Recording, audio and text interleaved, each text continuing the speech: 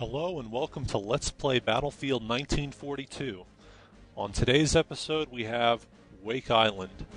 This was the level that the game came out with for its first free demo.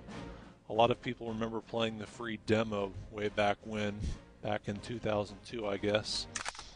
And it was the only level that they provided for free, but a lot of people played this. This is a Pacific map, Americans versus Japanese, and I've been assigned to the American side. There are 5 control points on the island. They can be captured by either side, and the Japanese start out on their destroyer and aircraft carrier spawns. They control both of those ships and they can move them around or whatever. They can be sunk. And they spawn airplanes and landing craft. Since we've been assigned to the Allies, we're going to be on defense for the first part. And when you start this, the first thing you look for are those little gray icons on the radar that denote empty landing craft.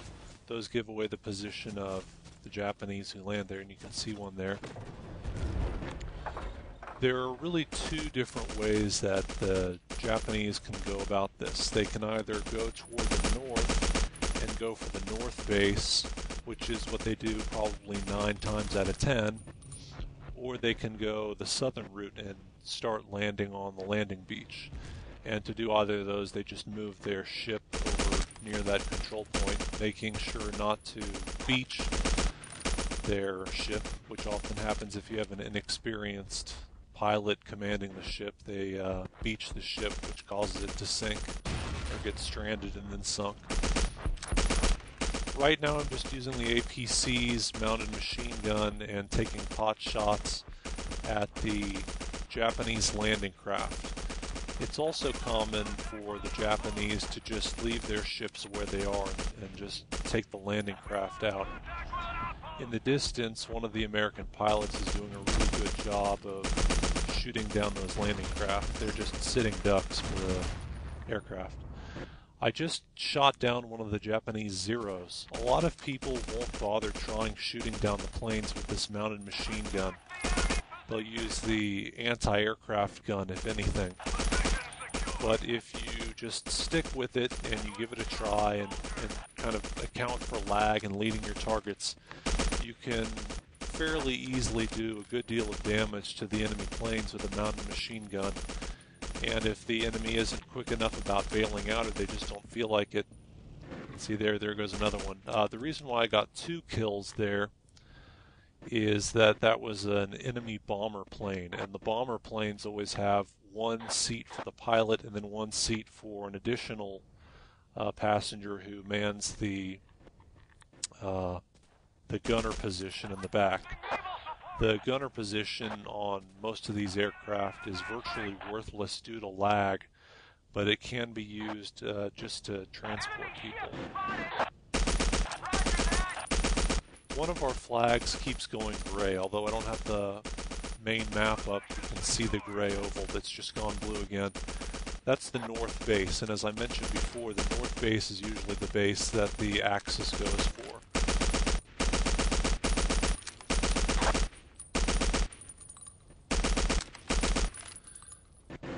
The landing craft that I was shooting at there just now sunk, but I didn't get a kill because the person bailed out before the landing craft went down. I think now that they've moved out their ships, we're not going to see any action here at the southern side. And once again, the flag that just went gray, that's the north base. The reason why the north base seems to be the flag of choice is for 2 reasons. First of all, if you're moving the ships and you just move them straight forward, they're pointed toward the north. Now, if I were designing the map, I'd probably point them toward the south so that the enemy tends to go for the landing beach. I mean, it is a landing beach after all. The second reason is that the north base does not spawn a tank, and it has a very large capture radius. You can very easily land on the beach on the north and get within the capture radius and turn the flag neutral without opening yourself up and being visible to the Allied defenders.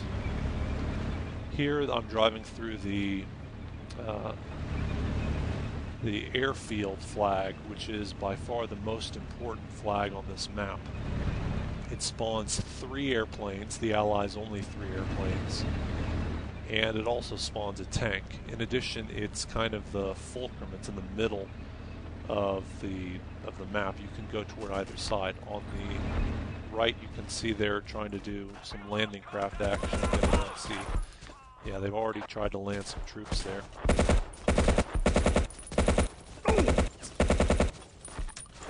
Normally they don't try to land on the eastern side, instead they land on the northern side.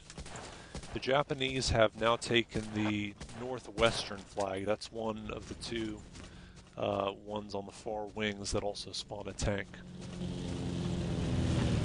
That's probably the second most commonly first captured flag on this game.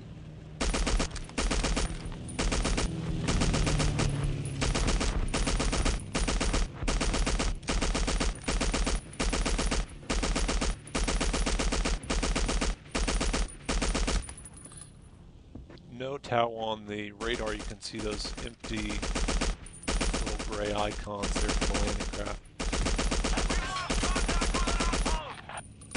They've managed to turn this flag neutral now, which means they probably have some people hanging out on the northern side and on the beach.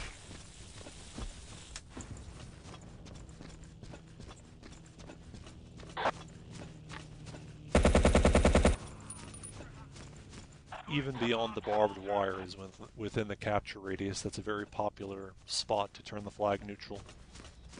Position secured. And once again, we've completely secured the island. Now, this map is one of the ones where one side has no uncapturable base, and the other side it just continues to bleed tickets until they get 1 flag, and the other side basically never bleeds. The Americans don't bleed tickets unless they've lost all the flags, at which point they're basically done for anyway.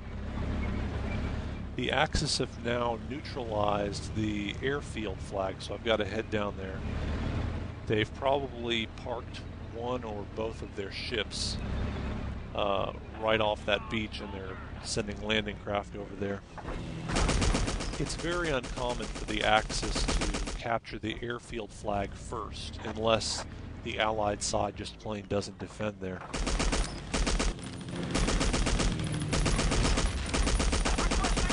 And another enemy plane eats the dust. See, as I mentioned before, these mounted machine guns can be extremely effective, and the enemy don't expect them either. Most of the enemy pilots who are really good, and there goes another one, most of the enemy pilots who are really good have memorized the location of all of the anti-aircraft guns, all the flak guns on each map.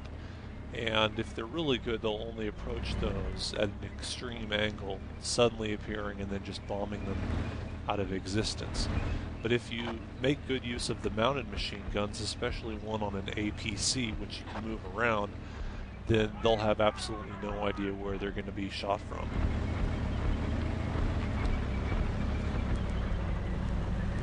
If the Axis don't manage to capture the northern 2 flags, the third most common one is the one they've neutralized now, the one on the far wing in the southwest. And the reason that they'll capture that one is usually because the Allies have just completely forgotten about it. They aren't defending it at all. They've abandoned it. And maybe one of the Japanese jumped out of a plane. If you're a Japanese pilot who just wants to get flags on this map, you can do a lot of good just by scanning the island, finding what's not being defended, and then bailing out, taking a flag without resistance. It's incredibly important to get that first flag, which stops the bleeding. Looking at the score now, Americans 228, Japanese 167. They've already done a pretty lousy job just trying to capture that first flag. So all that bleeding of the tickets has left them in a really bad position, 60 tickets down already.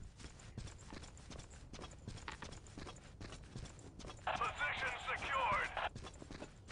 Most of these flags, though, are pretty good for the Japanese to neutralize and try to capture. And the reason for that is that they've got lots and lots of places to hide.